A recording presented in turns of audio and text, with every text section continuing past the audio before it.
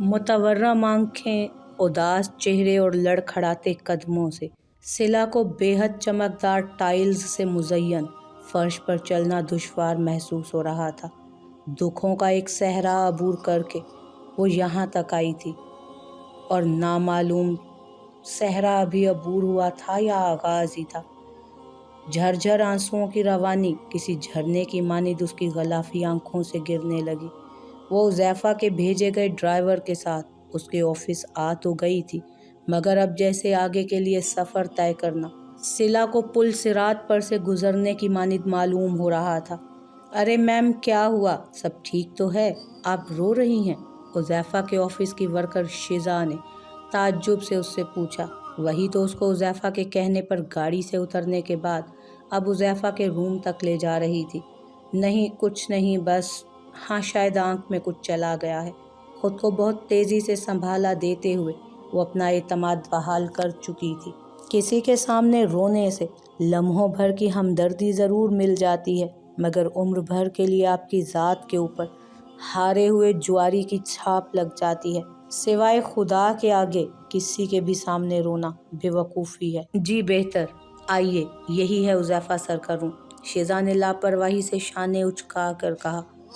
وہ فطرتاً لیے دیے رہنے والی لڑکی تھی، ویسے دکھ بانٹنے سے دل کا بوجھ ہلکا ہو جاتا ہے میم۔ شیزا نے نوک کرنے سے پہلے بس مسکرا کر اتنا ہی صلہ کو کہا، اور اس کی مسکراہٹ اسے بے حد شفاف لگی۔ چہرے پر موجود نور اس بات کی گواہی دے رہا تھا کہ اس کے سامنے موجود اسکارف میں سر کو چھپائی لڑکی دل کی کس قدر صاف ہے۔ ہاں، خدا کے سامنے حال دل کہہ دینے سے واقعی دل مطمئن جبکہ روح پرسکون ہو جاتی ہے۔ صلہ نے بہت نرمی سے شیزا کی بات کی تردید کی، جبکہ شیزا نے چونک کر صلہ کو دیکھا تھا، جس نے آج اسے بہت بڑی بات عام سے لہجے میں دل تک پہنچا دی تھی۔ اس کے شیزا اس کو حذیفہ کے روم تک چھوڑ کر جا چکی تھی۔ حذیفہ اپنی چیئر پر بیٹھا مکمل توجہ سے ایگریمنٹ کے پیپرز کو پڑھ رہا تھا۔ حذیفہ کچھ دیر بعد اس نے مکمل مطالعہ کرنے کے بعد وہ پیپر صلہ کی طرف بڑھائے، جو کہ بالکل اس کے مقابل بیٹھی اضطرابی کیفیت میں اپنی مخروطی انگلیوں کو بے دردی سے چٹکانے میں مصروف تھی۔ حذیفہ کا دل چاہا کہ سب کچھ چھوڑ چھاڑ کر صلہ کے دونوں ہاتھوں کو اپنے مضبوط ہاتھوں میں قید کر کے کہے کہ اب سے میری دسترس میں آنے والے ہیں یہ ہاتھ تمہاری ذات سمیت، اس لیے تمہیں کوئی حق نہیں میری امانت کو تکلیف پہنچانے کی۔ مگر وہ یہ فی الحال کہنے سے بڑی مشکل سے خود پر ضبط کے پہرے بٹھاتا جھنجھلا کر لب بھیج گیا۔ اس وقت اس قسم کی کوئی بھی بات سامنے موجود لڑکی کو صحیح معنوں میں دہلا دینے کا باعث بنتی۔ حذیفہ کی صلہ کی اداس آنکھیں دیکھ کر رگِ ظرافت پھڑک اٹھی۔ وہ معنی خیز نظریں اس پر جمائے لہجے کو کچھ کرخ بنا کر گویا ہوا، نکاح کے معنی پتہ ہے یا ان نکاح کے پیپرز کو فرسٹ ایئر کا کام سمجھ کر فل کر رہی ہو؟ حذیفہ نے جانچتی ہوئی نظروں سے صلہ کا سرتاپا جائزہ لیا، جو پیپرز کو اپنی طرف موڑ کر ایسے الٹ پلٹ کر بار بار پڑھ رہی تھی جیسے کوئی ناسور ہاتھ لگ گیا ہو۔ حذیفہ کی تیوری یکایک چڑھ گئی۔ بندہ اب اتنا اعتبار تو کر ہی سکتا ہے اتنے عرصے میں۔ صلہ کے بے اعتبارانہ رویے پر وہ بڑبڑایا تھا، مانو جیسے حذیفہ کو اپنے دل پر تیز دھار چھریاں چلتی ٹکڑے ٹکڑے اس کے کرتی محسوس ہوئی۔ اس سوال کا جواب دینا آپ کے ایگریمنٹ میں شامل نہیں ہے۔ وہ نازک سی لڑکی خود کو مضبوط ظاہر کرنے کی ہر ممکن کوشش کر رہی تھی۔ تو پھر ایسے کیسے؟ کسی بھی تصدیق کے بغیر صلہ کے نزدیک یہ ایگریمنٹ کسی موت کے پروانے کی سی حیثیت رکھتا تھا۔ وہ کیسے اس پر آنکھیں بند کیے دستخط کر دیتی؟ اب سے 180 دن کے لیے تم صرف میری پابند ہو صلہ۔ حذیفہ صلہ کے پیپرز پر سائن کر دینے کے بعد خود بھی سائن کر کے اپنی نشست سے اٹھ کھڑا ہوا، اور اس کی کرسی کے قریب جا کر رک کر اس کو بازو سے جکڑتا صلہ کو کرسی سے ایک جھٹکے سے بیٹھے سے اٹھا کر اس کی سراسیمہ آنکھوں میں آنکھیں ڈالے زہریلی ہنسی ہنس کے بولا، جبکہ صلہ حیران پریشان ہراساں سی سامنے موجود اپنے محسن کے یکسر بدلے رویے کو دیکھ کر ششدر ہی تو رہ گئی۔ بھلا حذیفہ کا یہ انداز اس نے آج سے پہلے کہاں دیکھا تھا؟ یکے بعد دیگرے طوفانوں کی نوید اور اتنے سارے دنوں کے ذہنی تناؤ کا نتیجہ تھا یا کچھ اور؟ सिला के आसाब ने जवाब दे डाला था। वो उज़ैफ़ा की बाहों में होशो खिर्द से बेगाना होकर झूल चुकी थी। तो सुनो जनाब, मेरी तुमसे कोई ज़ाती दुश्मनी नहीं निकलती, मगर तुम्हारी प्यारी मनकूहा से मेरे बहुत से हिसाब निकलते हैं। सबीहा शातराना मुस्कुराहट लबों पर सजाए जहरखंद लहजे में अपनी बात का आगाज़ कर चुकी थी। तुम्हें मेरा भाई तो याद ही होगा ना, जैद। जैद? हमज़ा ने अचंभे से सबीहा को देखा। चलो मैं बता देती हूँ, वही जिसने स्लीपिंग पिल्स खाकर खुद को मौत के घाट उतार दिया था। और फिर हम लोग पापा की रिटायरमेंट की वजह से तुम लोगों के पड़ोस वाला घर खाली करके चले गए थे, क्योंकि वो पापा को कंपनी की तरफ से दिया गया था। पहेलियाँ मत बुझाओ, सीधे लफ्ज़ों में मुझे मेरी बात का फौरी जवाब दो। वो सबीहा की अजीबोगरीब तमहीद पर बुरी तरह बिफरा था। ये सब हिस्ट्री से वाबस्ता है माय डियर फ्रेंड। खैर, तुमने जो उस रोज़ रेस्टोरेंट में देखा वो आधा सच ज़रूर था। वो सब झूठ था। तुम अब भी बकवास पर कमर कस रही हो। कहा ना हमज़ा कि वो सब आधा सच था। पूरा सच ये है कि मेरा भाई जैद ज़ेनिश से जनूनी मोहब्बत करता था। उस रोज़ भी जब ज़ेनिश को उसने ज़बरदस्ती अपनी जान लेने की धमकी देकर बुलाया था, तो उस रोज़ ये महज इत्तफाक नहीं था कि मैं यूनिवर्सिटी से जल्दी ऑफ करवा कर तुम्हें बहाने से इसी रेस्टोरेंट लेकर पहुंच गई थी, क्योंकि मैं अपने भाई की दीवानगी से वाकिफ़ हो चुकी थी। मैं जान चुकी थी कि वो ज़ैनी के हसूल के लिए किसी भी हद तक जा सकता है। मैंने उसे एक रात पहले ही तमाम बातें जो कि उसने ज़ैनी से की थी सब सुन ली थी। और फिर तुम मेरे क्लास फेलो होने के साथ दोस्त भी थे। और फिर नहले पर दहला हमारा बचपन भी एक साथ एक मोहल्ले में गुजरा था। बस फिर क्या था, मैंने तुम्हें जानकर राज़ी किया। रेस्टोरेंट तक पहुंची। वहां ज़ैनी ज़ैद को समझाने की कोशिश कर रही थी कि वो किसी और की मनकूहा है, और ज़ैद ने उसकी मिन्नत की थी उसका हाथ थाम कर, और कितना तड़प कर कहा था कि मेरी हो जाओ, मैं तुम्हें ज़िंदगी भर के लिए अपना बना कर रखना चाहता हूँ। और ज़ैनी ने उसके हाथ के ऊपर अपना हाथ रख कर समझाया था उसे कि वो सिर्फ़ अपने शोहर की अमानत है, उसे भूल जाए वो। और तुम ये समझे कि ज़ैनी ज़ैद की मोहब्बत में शदीद गिरफ्तार है, आहें भरती फिर रही है, क्योंकि ऐसा मैंने तुम्हें दिखाया था। लेकिन ज़ैनी के उस रोज़ कत्तन लहजे में इनकार करने की वजह से हकीकत तो ये थी कि मेरा प्यारा भाई ज़ैद दिल गरिफ्ता होकर मौत को उसी रात गले लगा बैठा था। बस उस दिन से शुरू हुआ था मेरा इंतकाम ज़ैनी से। मैंने सोच लिया था कि जब मेरे भाई को मोहब्बत ने मात दी है, तो ज़ैनी को भी उसकी मोहब्बत कभी नहीं मिल सकेगी। ज़िंदगी भर तड़पेगी वो तुम्हें हासिल करने के लिए, और हासिल करके भी नहीं हासिल कर पाएगी, जिसके लिए मैंने अपनी बहन हरीम को मोहरा बनाया। मैं चाहती तो तुम्हें अपने ज़रिए भी शीशे में उतार लेती, मगर वो क्या है ना कि समीर मुझे प्रपोज़ कर चुका था, और मैं कैसे उसको इनकार कर देती, जबकि वो मेरी खाला का बेटा होने के साथ साथ मुझ पर बुरी तरह से फ़िदा भी था। हरीम, वो तो थी ही शुरू दिन से मुझसे डर कर दब कर रहने वाली सौतेली बहन जो थी मैं उसकी। उसको तो मैंने यही कहा था कि तुम्हारा निकाह हुआ था, लेकिन ज़हनी हमांगी ना होने के बाइस ख़त्म हो गया। मैंने उसको तुम्हारी ज़िंदगी में शामिल कर दिया। अब ज़ैनी सारी ज़िंदगी के लिए तड़पेगी, और समीर और मेरे दरमियान में से भी कबाब में से हड्डी निकली। शुक्र है समीर के शातराना दिमाग ने भी मेरा बहुत साथ दिया, और तुम्हारे भाई की समीर के साथ बिजनेस में शेयर्स इन्वेस्टमेंट करवा दी मैंने। अब बस तुम समीर से बना कर रखना, वरना तुम्हारे भाई के लाखों के शेयर्स डूब सकते हैं।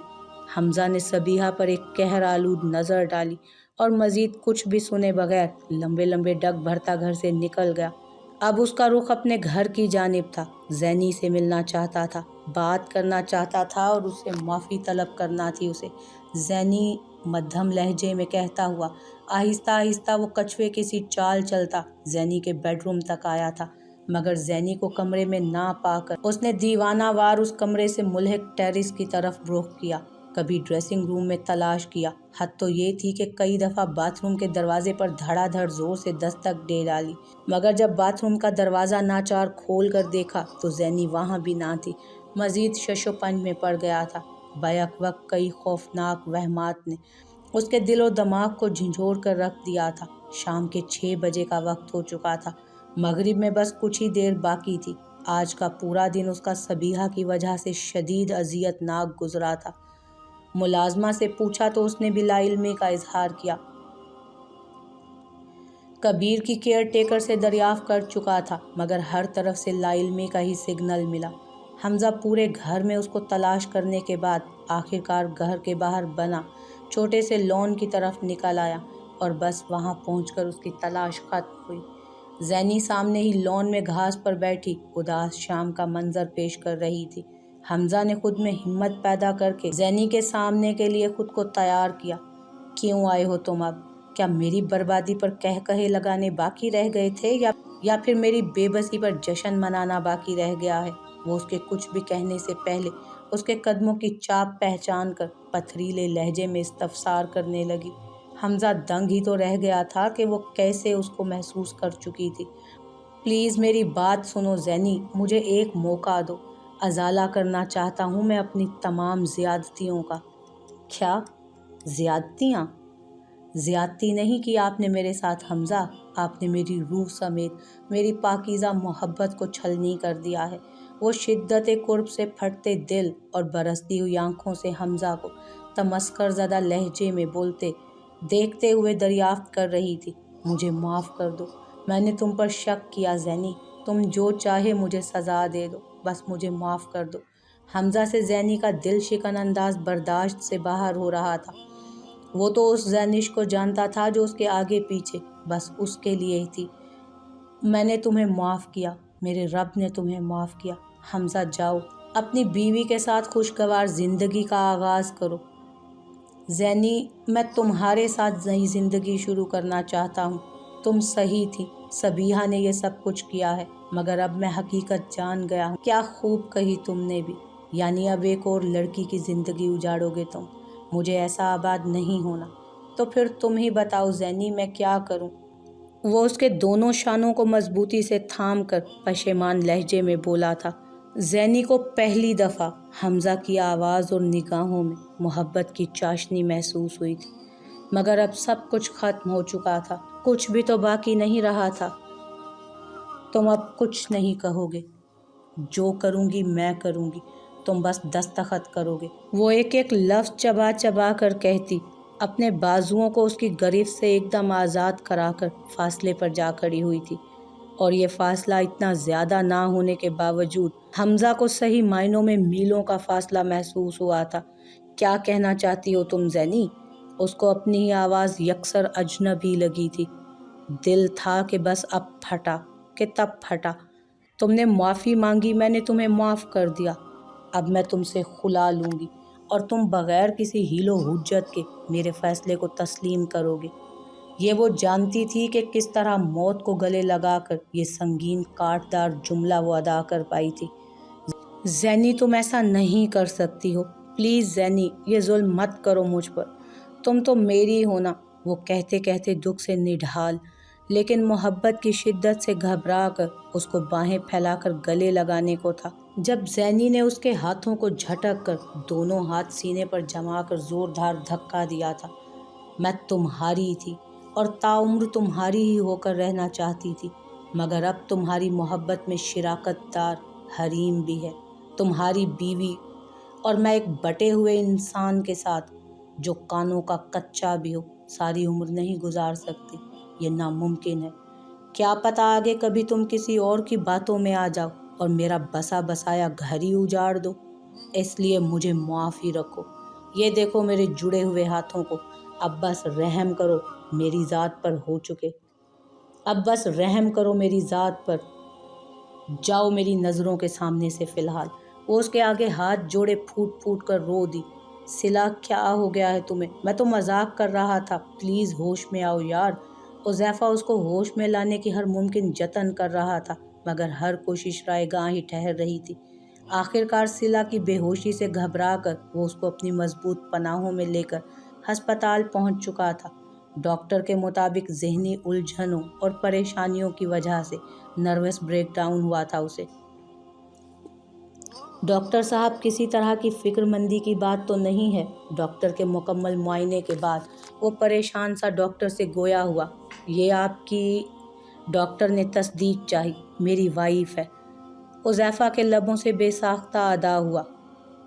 आपकी वाइफ को हमें एडमिट करना होगा। डिप्रेशन की वजह से इनकी सेहत भी काफ़ी अबतर हो चुकी है, जिसकी वजह से इनके पूरे नर्वस सिस्टम पर अटैक्स हो रहे हैं। 2 से 3 दिन हमें इनका मुकम्मल ट्रीटमेंट करना होगा, फिर ही कुछ कहा जा सकता है। अभी ये ठीक नहीं है। डॉक्टर ने मुकम्मल तफसील से उसे आगाह किया। ये ठीक तो हो जाएंगी ना? वो अब भी एक ही नुक्ते पर अटका था। आपकी शादी को लगता है ज़्यादा वक्त नहीं गुजरा। खैर, ऐसा हो जाता है अक्सर।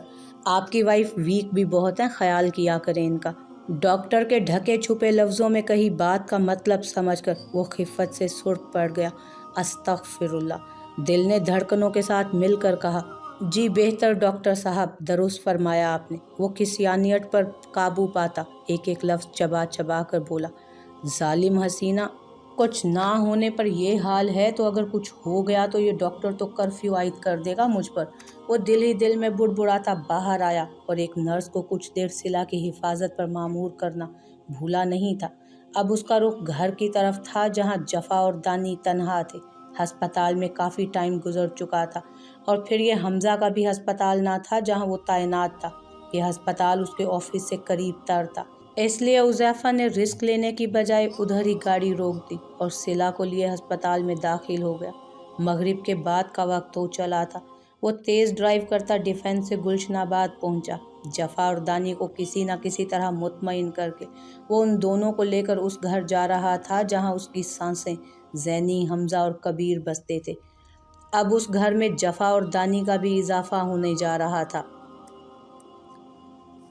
सिला के हस्पताल में होने के बाइस उसको भी उसके साथ रात हस्पताल में ही गुजारनी थी। ऐसे में जफ़ा और दानी को तन्हा छोड़ना हुज़ैफ़ा को किसी तरह गवारा ना था। बच्चे ही तो थे वो दोनों, बिल्कुल हमज़ा और ज़ैनी और कबीर की मानिद। लेकिन घर पहुंचकर जो मंज़र उसको देखने को मिला वो उसको बुरी तरह तोड़ फोड़ गया था। तुम्हारी हिम्मत कैसे हुई? ज़ैनी के साथ इतना सब करने के बावजूद उसका रास्ता रोकने या फिर उसका हाथ पकड़ने की तुम्हें शर्म नहीं आई ज़रा भी? हुज़ैफ़ा घर में जैसे ही जफ़ा और दानी के साथ दाखिल हुआ, सामने का मंजर मुलाहिजा करके जैसे उसे पतंगे ही तो लग गए। तलखी आंखों में यकायक उभरी थी। हमज़ा ज़ैनी का ज़बरदस्ती हाथ पकड़े उसको जाने से रोक रहा था और ज़ैनी ज़ारो कतार रोते हुए कह रही थी कि अब कुछ नहीं बचा, सब कुछ ख़त्म हो गया है। इस पाक रिश्ते का इख्तिताम होना था, सो हो गया। Now game is over. Zainy चीखती चिंगाड़ती अपना आपा खो बैठी थी और यही वो वक्त जब हुज़ैफ़ा का दिल उसकी बेबसी पर खून के आंसू रो दिया था। कैसा कुर्ब था उसकी बहन के लहजे में। मान टूटने का दुख सबसे ज़्यादा तकलीफ दे होता है। ये हुज़ैफ़ा को ज़ैनी की सूरत में ही मालूम हुआ था। भाई प्लीज़, आप तो मेरे भाई हो ना, ज़ैनी से कहें कि वो मुझे माफ़ कर दे। मुझे ज़ैनी के ख़िलाफ़ बहुत गलत तरीके से ब्रेन वॉशिंग की गई थी, जिसका नतीजा इस तरह निकला।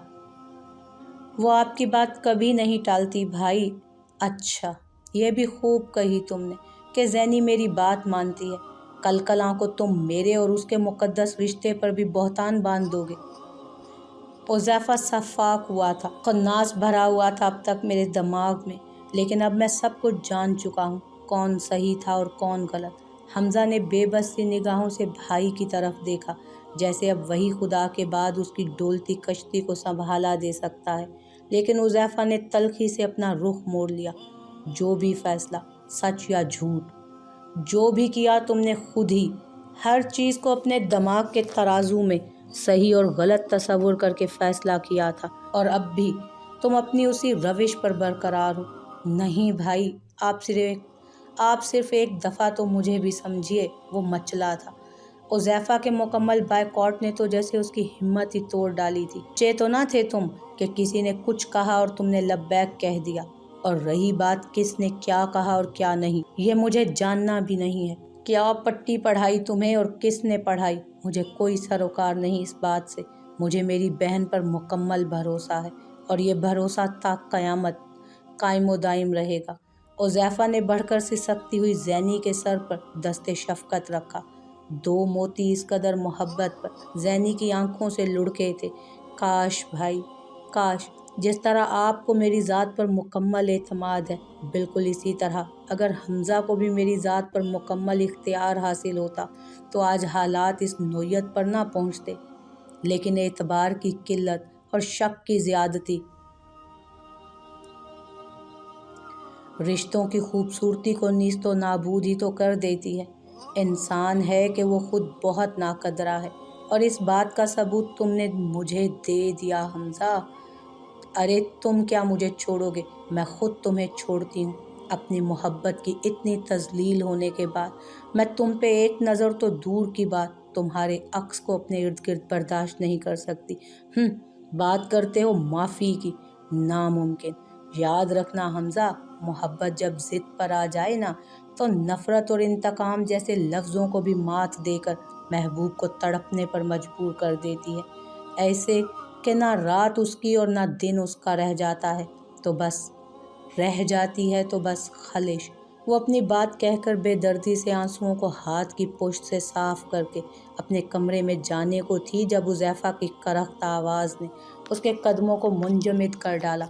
ज़ैनी, तुम हर तरह का फ़ैसला खुद कर सकती हो।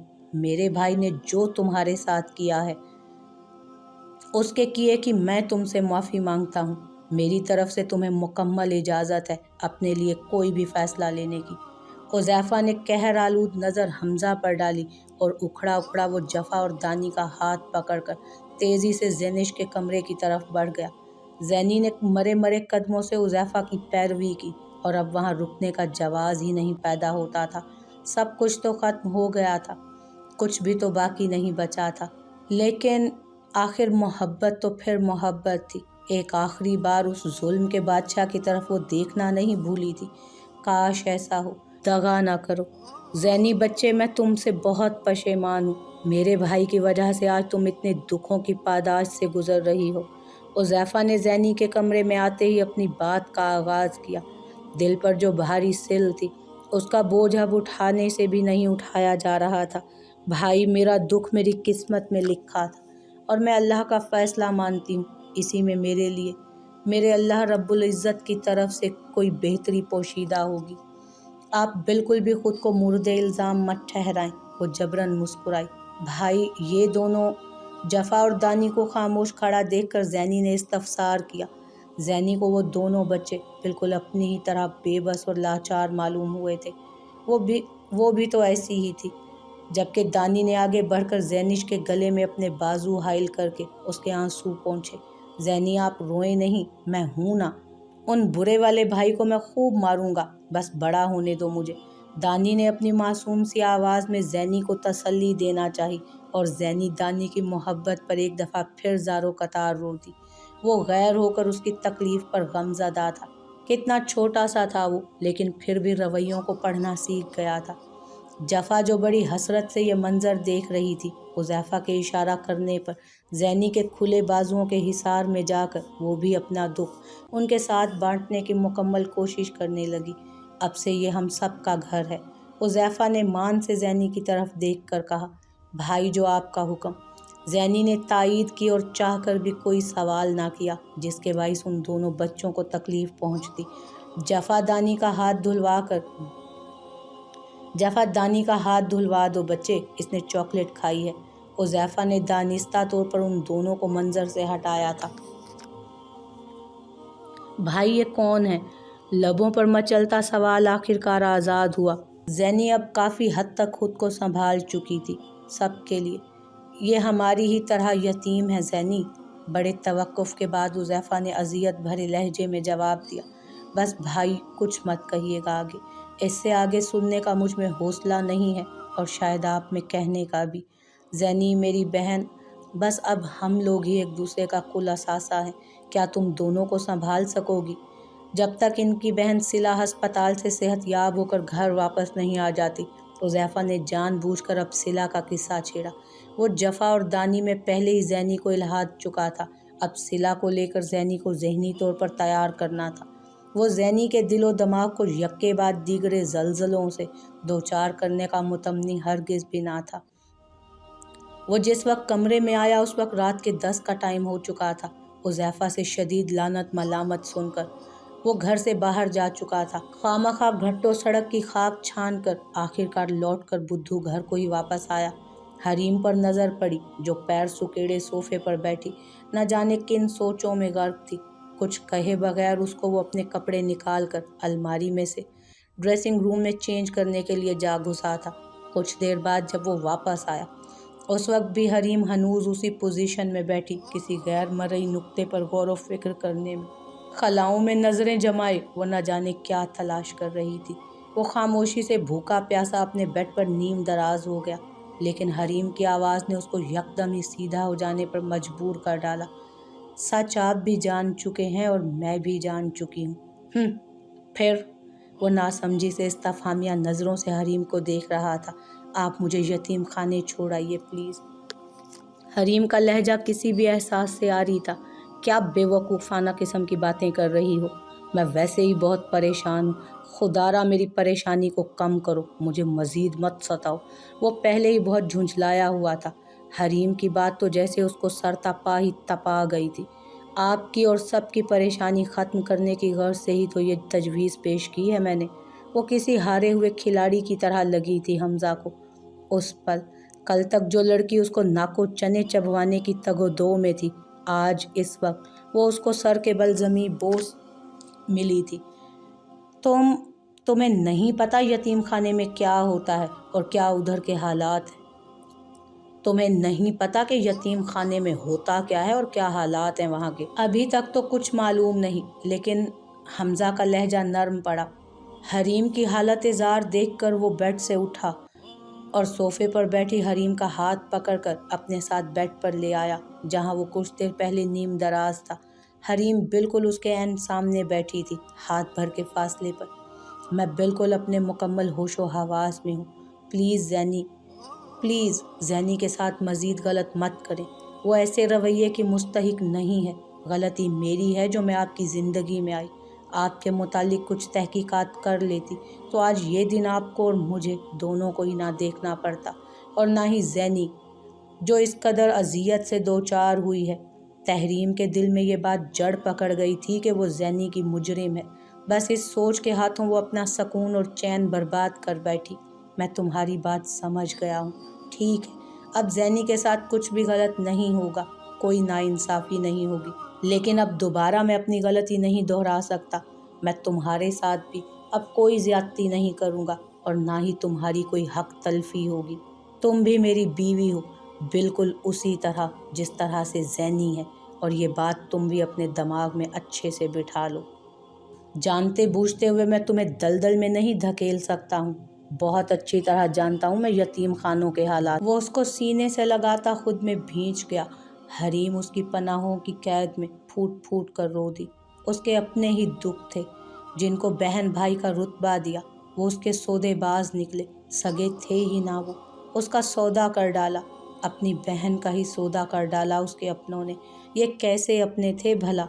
और यहाँ हुज़ैफा का रूप देखकर उसको जिस कदर हैरत हुई थी कि वो हमज़ा का सगा भाई होने के बावजूद भी रिश्तों में बराबरी कायम करने के लिए हरासा हुए जा रहा था। अपने ही भाई को शदीद धुतकार कर रख दिया था उसने, और हमज़ा वो तो जैसे अब मुकदमा लड़ते लड़ते ही निढाल हो गया था। उसको भी किसी की ज़रूरत थी जो उसके दुखों और गमों को अपने नातवा कंधों पर उठा सके, उसके बोझ बांट सके, अनजाने में ही सही, मगर वो दोनों एक दूसरे की ज़ात में मुकम्मल खो चुके थे।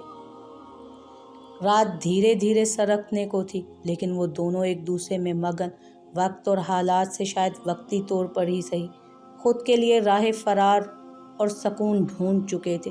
क्या हुआ है भाई इसको? ज़ैनी ने कुछ फिक्रमंदी और हैरानी से दरियाफ्त किया। सिला का नर्वस ब्रेक डाउन हुआ है ज़ैनी। पै दर पै दुखों को झेलने की सकत ख़त्म हो चुकी है उसकी। हुज़ैफा ने तमहीद बांधी असल बात के लिए। अल्लाह रहम करे इन भाइयों पर, इन बहन भाइयों पर। प्लीज़ मुझे बताएं कुछ कि क्या गुजरी है उन पर। आखिरकार हिम्मत मुश्तमे करके वो पूछ ही बैठी। सिला के माँ बाप के इंतकाल के बाद उसके करीबी रिश्तेदारों ने उसकी शादी दूर पड़े के एक रिश्तेदार से तय करवा दी थी।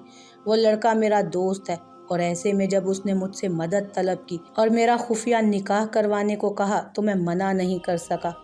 آخر دوست ہی دوست کے کام آتا ہے برے وقت میں، اور بلا شبہ بری گھڑی اور برا وقت کسی پر بھی آ سکتا ہے۔ بس یہی سوچ کر میں نے فیصلہ کر لیا اور تمام معاملات اللہ توکل چھوڑ دیے۔ صلہ کے ماں باپ کی اچانک موت کے بعد یکدم شادی صلہ کے لیے کسی دھچکے سے کم نہ تھی۔ اس کو حالات کے زہریلے ناگ نے کچھ ایسا ڈسا کہ وہ برداشت نہ کر سکی، اور پھر کافی چھوٹی بھی ہے وہ۔ تم ملو گی تو تمہیں خود بھی دکھ ہوگا اس کو دیکھ کر کہ اتنی سی عمر میں کیا کیا وہ خندہ پیشانی سے جھیل چکی، اور ابھی نہ جانے اور کیا کیا جھیلنا اس کے نصیب میں لکھا ہوا ہے۔ حذیفہ نے جان بوجھ کر بات توڑ جوڑ کر کے صلہ کو دی۔